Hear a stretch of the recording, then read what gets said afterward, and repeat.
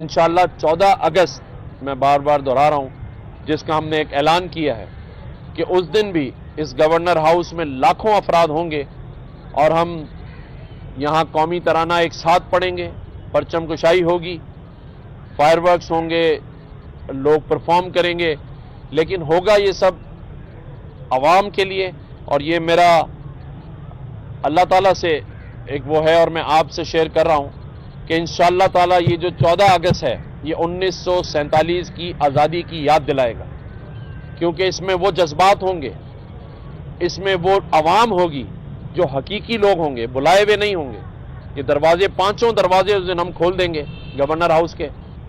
اور 14 اگست والے دن مائیں، بہنیں، بچے، فیملیز کے ساتھ اس گورنر ہاؤس میں موجود ہوں گے، اور ہم ایک بار اس دن 14 اگست کو ایک نیا عہد کریں گے، اور وہ عہد ہوگا کہ ہمیں پاکستان کی عزت، وقار اور اس کی معیشت کو بڑھانے میں ہر شخص نے اپنا